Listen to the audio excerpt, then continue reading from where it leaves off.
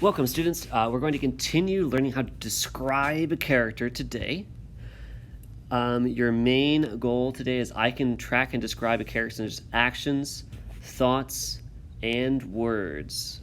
So the success criteria, I didn't write thoughts and words in my goal, but we're going to add thoughts and words today. So your success criteria are I can notice how a character is acting, speaking, or thinking. I can write notes about characters' actions, words, and thoughts, and I can describe a character's actions, words, and thoughts. Sorry for the misspelling on actions there. So the story that's being read today is a story about characters I'll call Charles and Laurie, and the basics are Laurie is in kindergarten and is acting very rude toward his parents. He tells them all about this rude child in kindergarten named Charles. Later, his mom realizes that Charles doesn't exist and Laurie was just telling them stories about the rude things he was doing in the kindergarten. So in the story today, we'll start to see some parts of the story where Mom is trying to find Charles's mother. But she doesn't realize yet that Charles doesn't exist and is just this kid that her son made up to cover for his own bad behavior. So note, in today's lesson, Miss Smekens has tracked the actions of the mom in the story already. So we will not be tracking her actions because we did that yesterday. In today's assignment, you will get a chance to track actions again. But today we're focusing on tracking the mom's words and thoughts. So we'll give Miss Smekens a chance to do one, and then we'll do one, and then we will be doing an activity after the exit ticket where we get a chance to track the thoughts and actions of characters. There are 3 kinds of details that authors use, sprinkle throughout their story that readers should notice. And we've only talked about the one, and that is, well, tell me everything the character did. Well, the mom didn't do much. So we better start looking at some of the other details. And the next one I want to talk about is, well, let's really look at what the character said.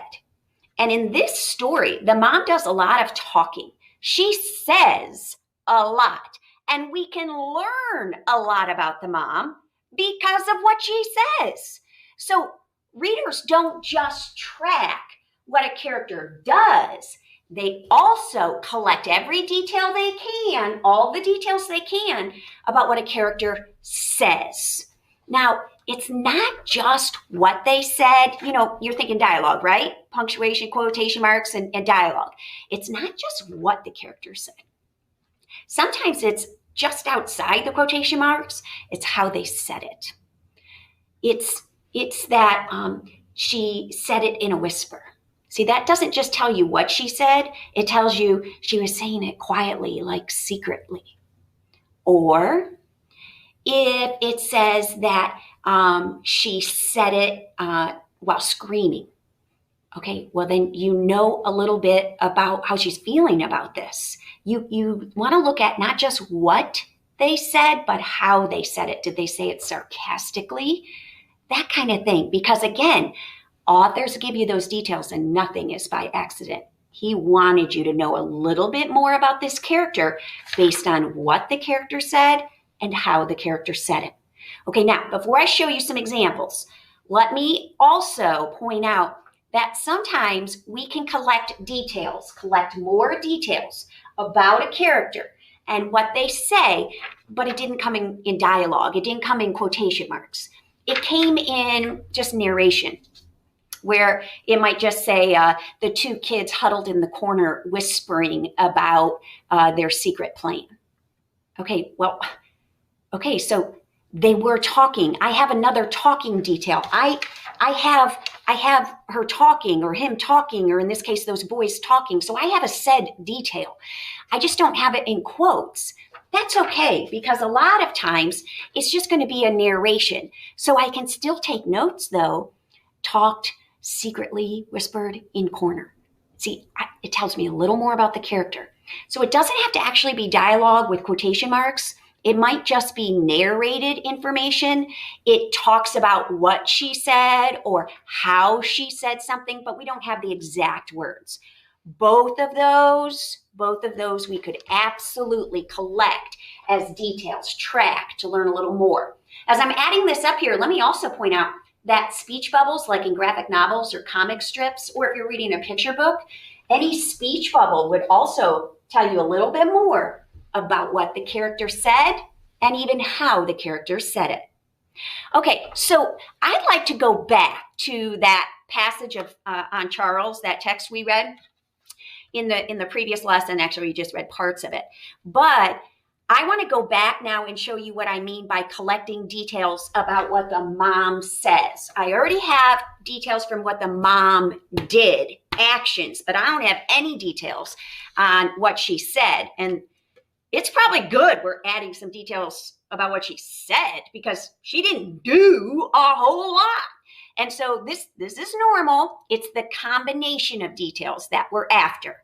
Okay, so I'm going to take what I have so far in terms of her actions, and now I'm going to just read some excerpts and really show you how I think about and notice what she said.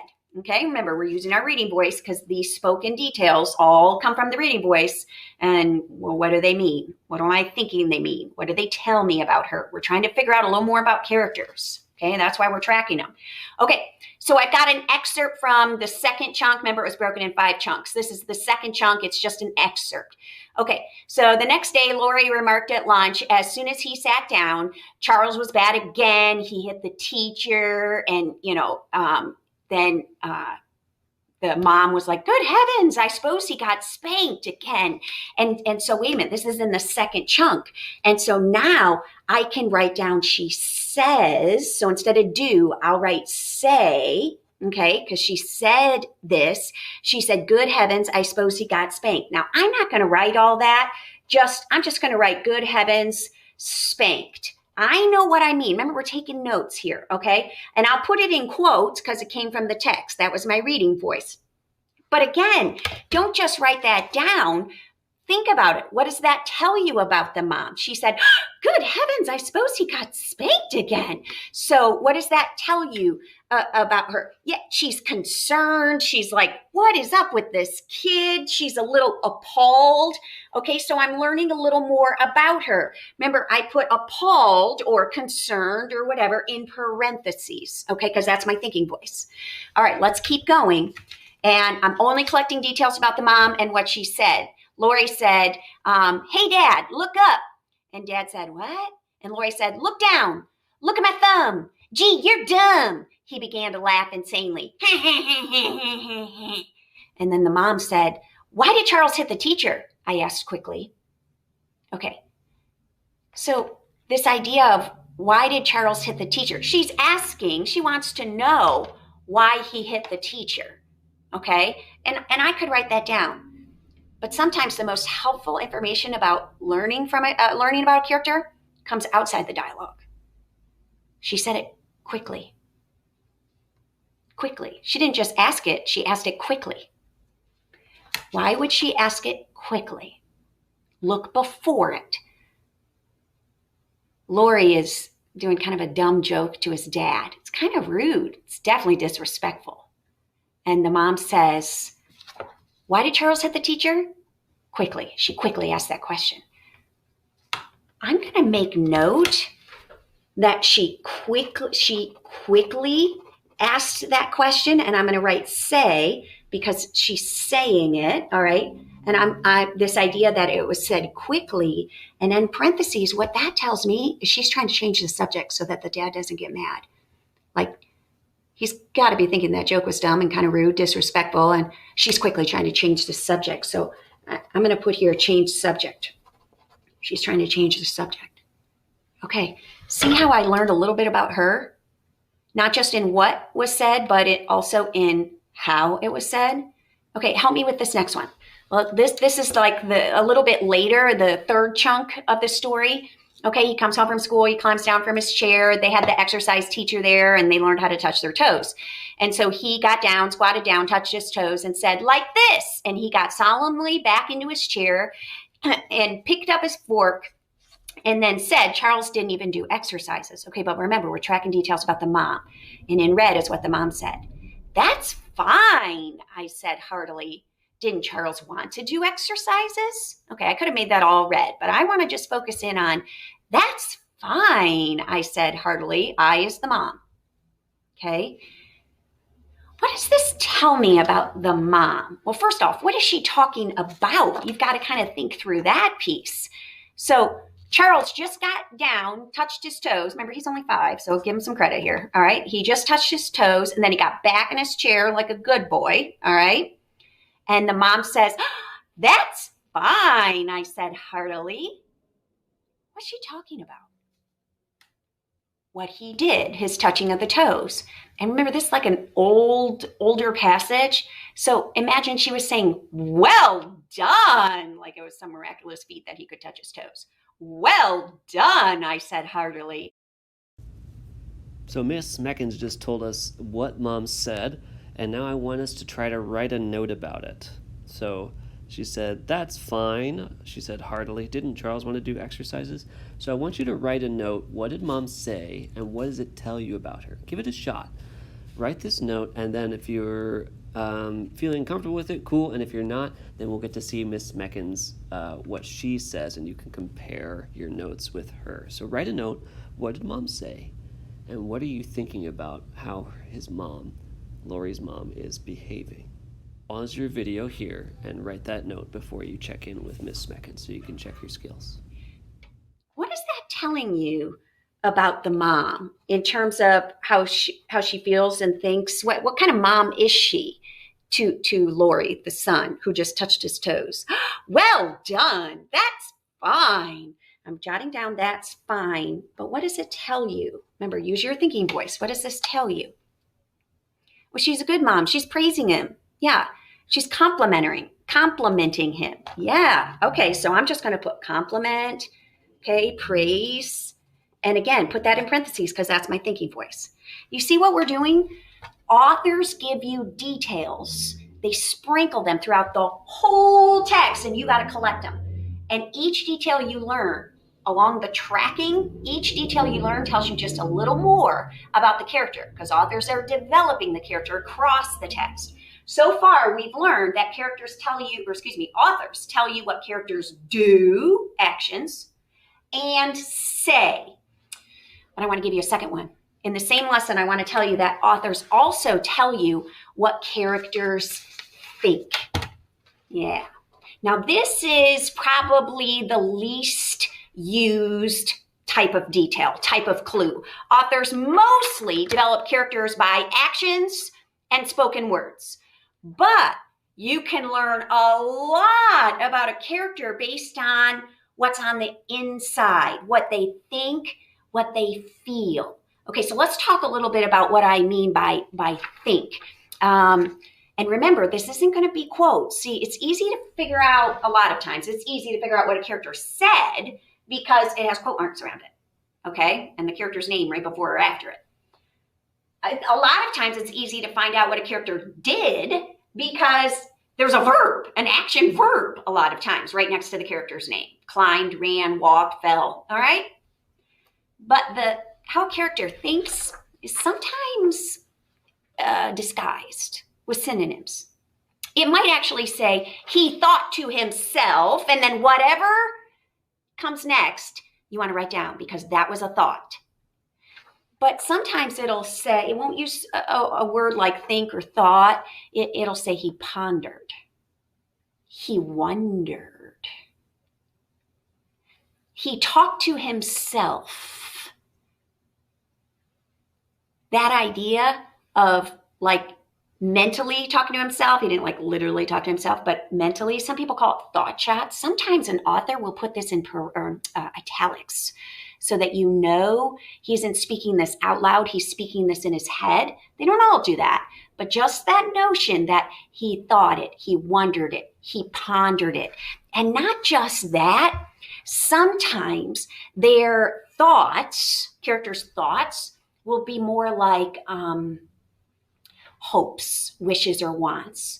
And then Lori wanted to, and then Charles wished he could. And then she dreamed, she hoped. Hey, wishes, wants, those are all different ways that we think about a text or a character thinks about a situation. So we want to be conscious of what do we mean by a thinking detail from a character. Okay, so now when I look at these kinds of details, I don't want to mix up, and I know I kind of just barely started to mix it up myself. What we're talking about is actual details, green, in the reading that the author gives us. And the detail he gives us is by telling us something the character thought or felt or wondered or wanted. It was something on the inside that they never actually voiced. It was an actual detail the author stated. That's why it's green. These thinking details, these wondering details, these feeling details are all actually stated in the text. The author comes right out and tells us. Okay? Now, I don't want you to confuse this with when you think about those thoughts, all right? The thought was actually stated. So what does that tell you about the character? What are you starting to understand about the character? So your thinking voice wonders about the character's thoughts. Do you see that difference? Okay, that's why it's good that we have two signs going on here. All right, I'm going to go back to the mom and some of those excerpts. Let me grab my clipboard. Okay, so this was like middle of the story when she's getting ready to go to the parent-teacher conference. Okay, and she says Monday night was the meeting, but her baby had a cold and it kept her from going. Now I'm in the red. I wanted passionately to meet Charles's mother. Okay, I wanted she didn't say that. She did. There's no quotes. It didn't narrate that she said it, and there are no quotes. Okay, and she's not doing anything physically. She just wants something. It's a wish or a want. What does she want? What are we learning the mom wants? She wants to meet this mother. She passionately wants. So now I can say think. Okay, so we have things she does, things she says, and thought she has. She thought, she thinks, passionately wants to meet the mother. What does that tell you? Passionately wants is the reading voice, but what does that tell you about she is desperate? She's like, who is this kid's mother? I gotta find out. Yeah, she's desperate, passionately. So I'm writing desperate and putting it in parentheses. Okay, let's do another chunk. This one comes in the last section of the text, right at the end of the story. Okay, she's at the meeting. She sat restlessly. I already have that due. Sat restlessly, scanning for the different faces, trying to find Charles' mother, trying to determine which one hid the secret of Charles. She's trying to determine, hey, you guys, that's a synonym for she's thinking. She's looking, she's scanning, she's trying to figure it out. She's trying to determine. That's code for she's thinking. Which one hid the secret of Charles? So you want to jot that down. I know what she's thinking. The author told me what she's thinking. So I write down, I have a this is it, not a do, it's not a say, it's a think. And what is she thinking? She's thinking. Okay, welcome to your exit ticket. Miss Smeckens has talked to you about what Charles' mom is thinking. We should have started to pick up on the things that she wants and is trying to do. These are not things that she's saying out loud. There's no quotation marks around these, but these are little hints about her thoughts. What is she trying to figure out in this part of the story, or what is she thinking about? Okay? If you're feeling a little lost, you can go back to the very beginning of this video and check my summary to remind yourself of the things that she tries to understand, and then that may help you to write your note. But please, for your exit ticket today, write answers to my questions. Describe what mom is thinking about during the parent-teachers meeting, and then I want you to describe her if you can. So give me a little note, what is she thinking about? And then describe mom, what is she acting like? How is she behaving? And then you can bring it to me if you're in my class, or you can email it to me if it's after 9 o'clock.